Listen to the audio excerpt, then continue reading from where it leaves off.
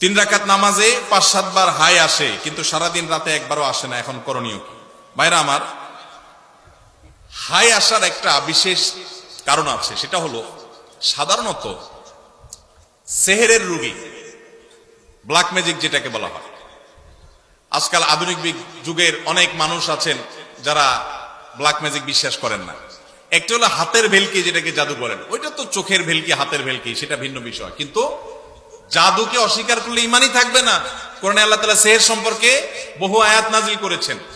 আর জাদুর বাস্তবতা বোঝার জন্য আপনার শুধুমাত্র সত্যানুসন্ধানে দৃষ্টি থাকা দরকার। আপনি একটু তাকালে দেখতে পাবেন যে কিভাবে আল্লাহ তাআলার কোরআন কাজ করে মিরাকলের মতো। শুধু জাদুর রোগীকে যে ট্রিটমেন্ট করা হয়, কোরআন দিয়ে রুকিয়া করা হয়, এটা দেখলে আপনার ইমান বেড়ে যাবে।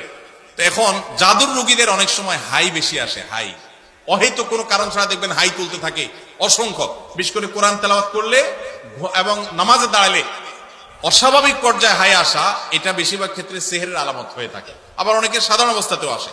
আবার অনেক সময় শরীর অলস থাকার কারণে, অনেকদিন না ঘুমিয়ে থাকার কারণে হাই আসে। অনেকে নামাজে অলসতা আসে, সেটাও হয়, কিন্তু সেহেরের কারণে অনেক সময় হয়। সেজন্য সেহের কারণে হলে কোন রাকির কাছে শরণাপন্ন হবেন।